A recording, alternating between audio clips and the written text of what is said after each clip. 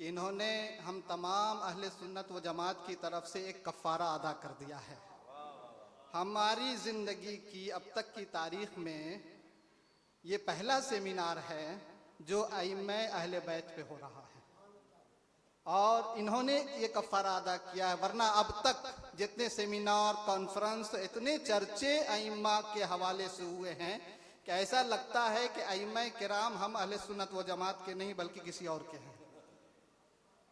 جیسا کہ ہمارے علی جناب تاج محمد بغدادی صاحب جو گفتگو کر رہے تھے تو ان شبہات کا وہ ازالہ کر رہے تھے کہ ائمہ کرام ہمارے ہیں، دوسروں نے اسے اچک لیا۔ میں صرف موضوع پہ گفتگو کروں گا چونکہ موضوع بہت ہی شاندار ہے، جاندار ہے، اور اس حوالے سے ضروری گفتگو کی انتہائی یہاں پہ جو ہے اہمیت محسوس کی جا رہی ہے۔ حضرت امام علی نقی رضی اللہ تعالی عنہ، حیات و خدمات اور عظمت و فضیلت۔ حضرت امام علی نقی رضی اللہ تعالی عنہ پیغمبر اسلام سرکار مدینہ احمد مصطفیٰ محمد مصطفیٰ صلی اللہ تعالیٰ علیہ وسلم کے 10ویں جانشین اور ہمارے 10ویں امام ہیں۔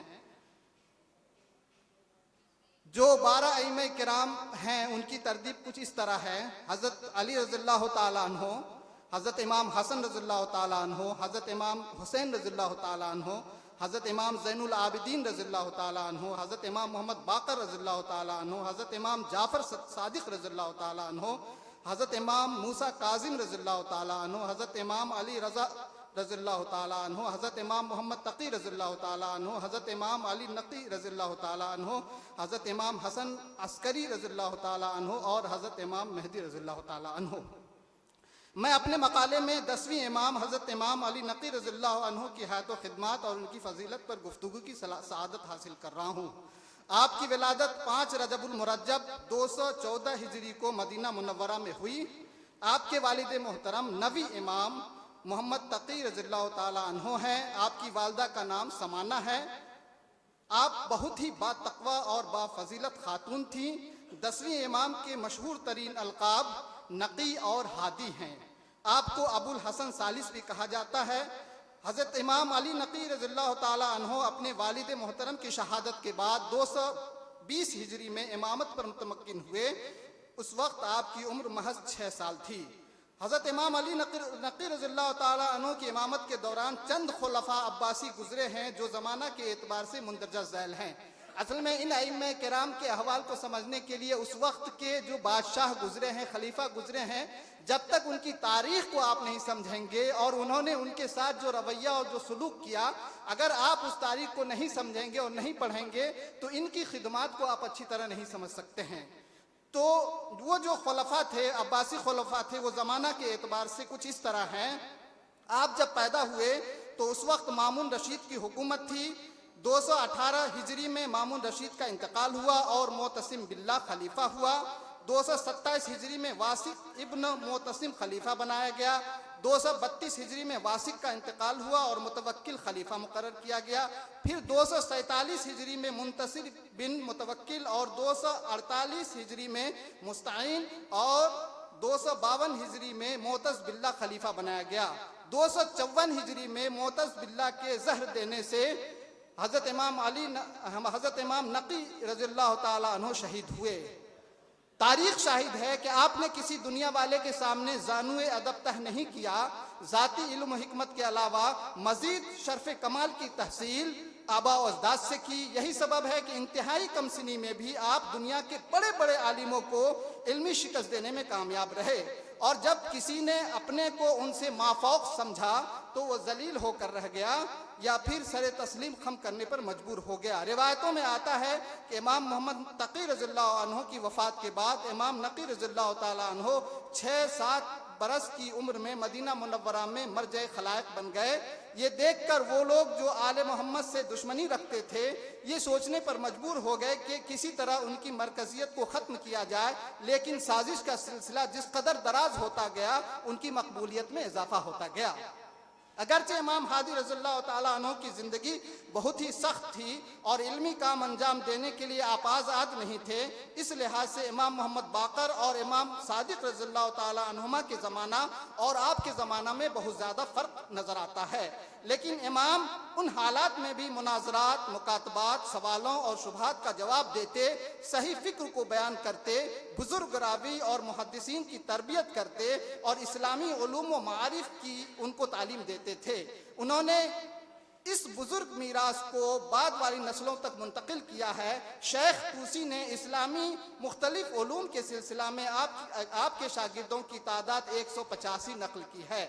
مامون رشید کے انتقال کے بعد جب معتصم باللہ خلیفہ ہوا تو اس نے بھی اپنے آباء و اجداد کے نقش قدم پر چلتے ہوئے آل محمد سے دشمنی نبھانے کا موقع ہاتھ سے جانے نہیں دیا۔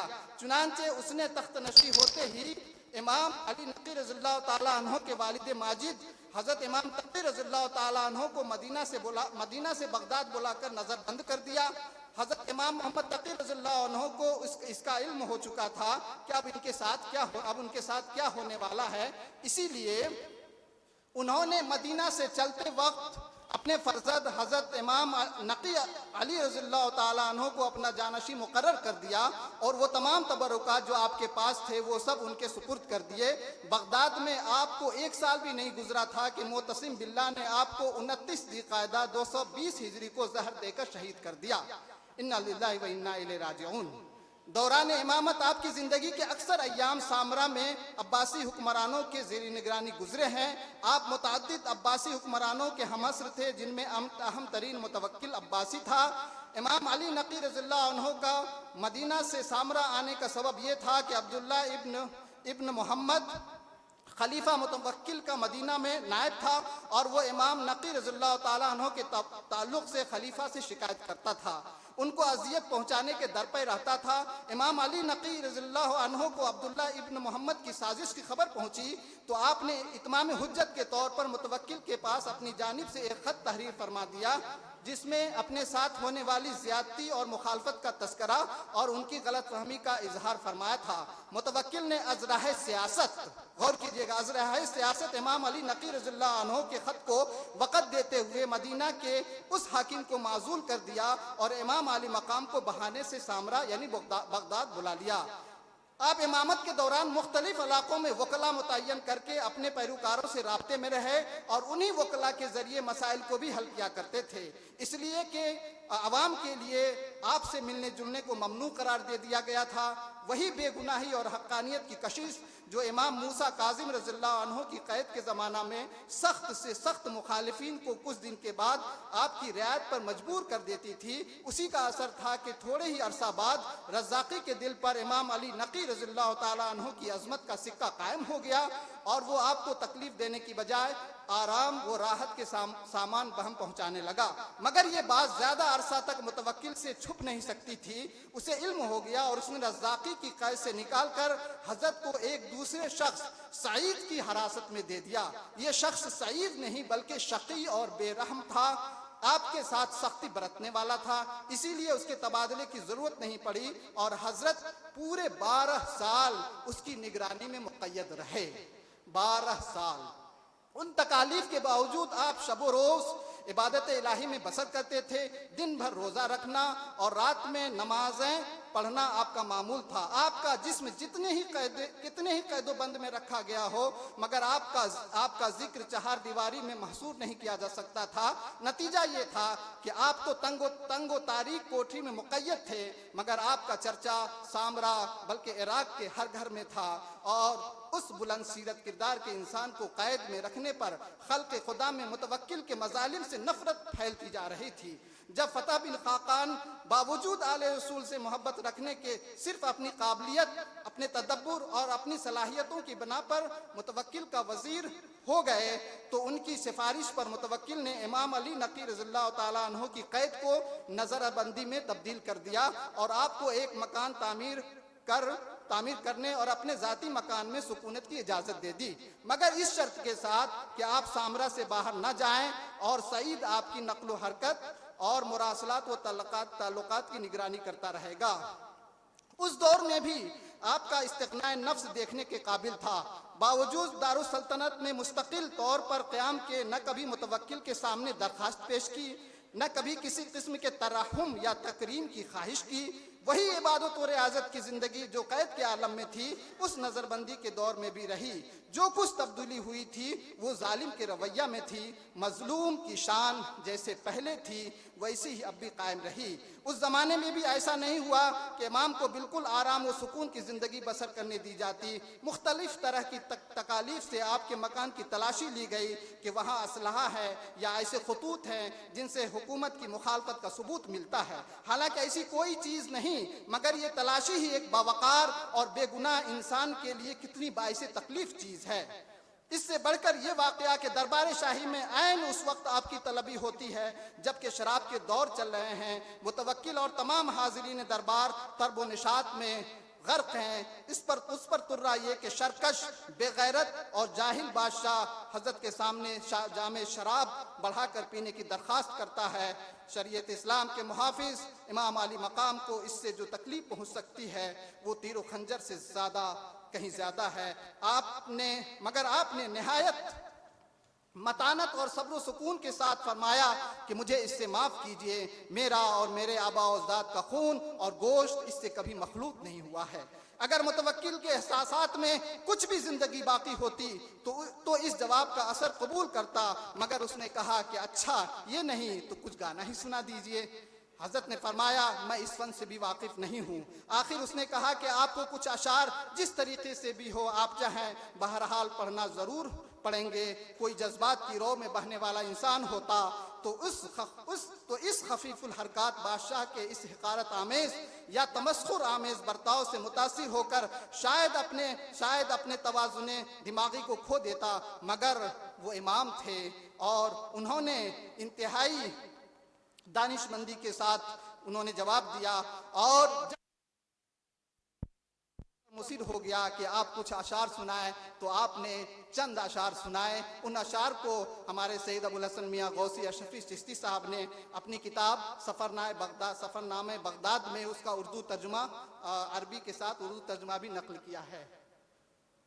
کیا بھائی مائک کی آواز اگر ٹھیک ہو جائے تو میں ٹھیک ہے جی۔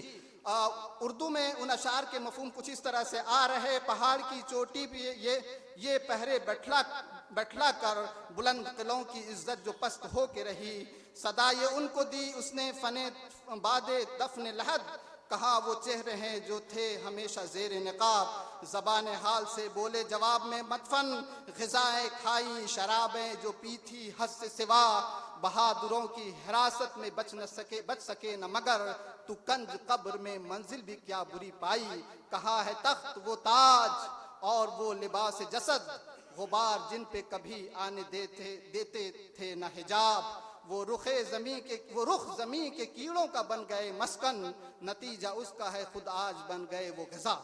یہ اشعار کچھ ایسے حقیقی تاثرات کے ساتھ امام نقی رضی اللہ تعالیٰ عنہ کی زبان سے ادا ہوئے کہ متوکل کے عیش و نشاط کی بساط الٹ گئی، شراب کے پیالے ہاتھوں سے چھوٹ گئے اور تمام مجمع زارو قطار ہونے لگا، یہاں تک کہ خود متوکل پھاڑے مار کر بے اختیار رو رہا تھا۔ بھائی ذرا ٹھیک کر لیجئے بھائی، بہت محنت کرنی پڑ رہی ہے بھائی، بہت محنت سے لکھا ہے بھائی۔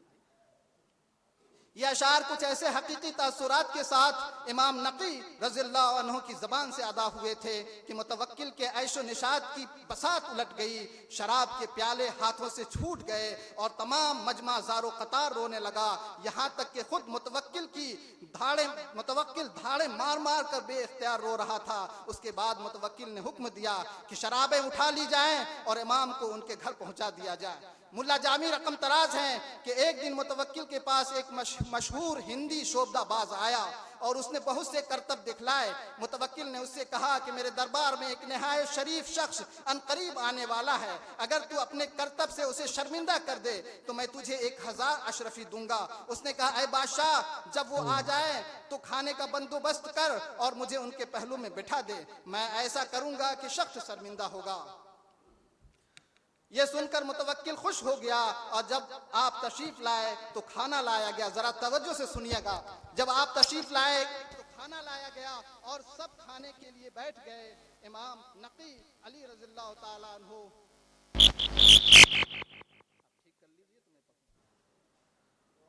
پڑھیں درود شریف اللہم صلی علی سیدنا و مولانا محمد معدن الجود والکرم وسلم صلاۃ و سلام علیک یا رسول اللہ صلاۃ و سلام علیک یا حبیب اللہ. میں یہ روایت دہرا دیتا ہوں. ملا جامی رقم تراز ہیں کہ ایک دن متوکل کے پاس ایک مشہور ہندی شعبدہ باز آیا اور اس نے بہت سے کرتب دکھلائے.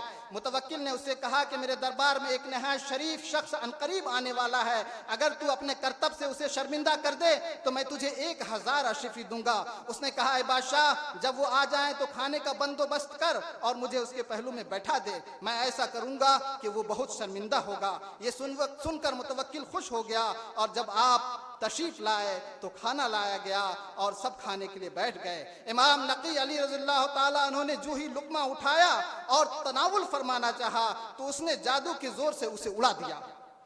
اسی طرح 3 مرتبہ اس نے کیا. آخر کار سارا مجمع ہنس پڑا. امام علی نقی رضی اللہ تعالیٰ عنہ یہ دیکھ کر اس قالین کی طرف متوجہ ہوئے جو دیوار میں لگا ہوا تھا اور اس پر شیر کی تصویر بنی ہوئی تھی. آپ نے شیر قالین کو حکم دیا مجسم ہو کر اس کافر ازلی کو نگل لے. شیر مجسم ہوا اور اس نے بڑھ کر کے اسے مسلم نگل لیا. اس واقعہ سے دربار میں ہلچل مچ گئی. متوکل سرنگو ہو گیا اور امام سے درخواست کرنے لگا کہ شیر قالین کو جو پھر اصلی حالت میں آ گیا تھا حکم دیجئے کہ اس جادوگر کو اگل دے. آپ نے فرمایا نوٹ کر لیجئے, تاریخ میں یہ الفاظ نقل ہیں. آپ نے فرمایا یہ ہرگز نہیں ہوگا اور اٹھ کر چلے گئے. ایک روایت کی بنیاد پر آپ نے جواب دیا کہ اگر موسیٰ کے اژدہے نے فرعون کے سانپوں کو نگل لینے کے بعد اگل دیا ہوتا تو یہ شیر بھی اگل دیتا. چونکہ اس نے نہیں اگلا تھا اس لیے بھی یہ نہیں اگلے گا. متوکل آپ کو ذہنی اذیتیں پہنچانے کی ہر ممکن کوشش کرتا تھا. متوکل کے دربار میں امیر المومنین حضرت علی رضی اللہ تعالیٰ عنہ کی نقلیں کی جاتی تھی اور ان پر خود متوکل اور تمام اہل دربار ٹھٹھے لگاتے تھے. یہ ایسا ہے نا. اچھا میں بالکل اخیر میں, چونکہ وقت ہو گیا ہے ہم ختم ہی ہونے والا.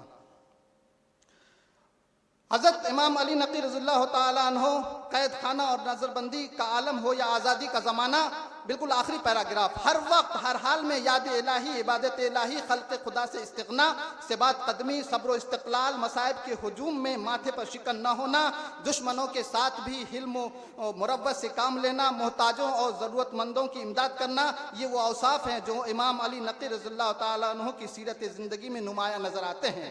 قید کے زمانہ میں بھی جہاں بھی آپ رہے آپ کے مصلی کے سامنے ایک قبر کھدی ہوئی تیار ہوتی تھی.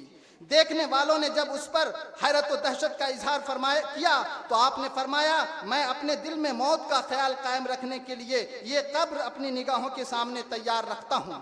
یاد رکھیں حقیقت میں یہ ظالم طاقت کو اس کے باطل مطالبہ اطاعت اور اس کے حقیقی تعلیمات کی نشر و اشاعت کے ترک کر دینے کی خواہش کا ایک خاموش عملی جواب تھا. یعنی زیادہ سے زیادہ سلاطین وقت کے ہاتھ میں جو کچھ ہے وہ جان کا لے لینا ہے, مگر جو شخص موت کے لیے اس قدر تیار ہو کہ ہر وقت کھدی ہوئی قبر اپنے سامنے رکھے, وہ ظالم حکومت سے ڈر کر سر تسلیم خم کرنے پر کیوں مجبور کیا جا سکتا ہے. مگر اس کے ساتھ دنیاوی سازشوں میں شرکت یا حکومت وقت کے خلاف کسی بے محل اقدام کی تیاری سے آپ کا دامن اس طرح بری رہا کہ باوجود دارالسلطنت کے اندر مستقل قیام اور حکومت کے سخت ترین جاسوسی نظام کے باوجود کبھی آپ کے خلاف کوئی الزام صحیح ثابت نہ ہو سکا اور کبھی سلاطین وقت کو کوئی دلیل آپ کے خلاف تشدد کے جواز کی نہ مل سکی.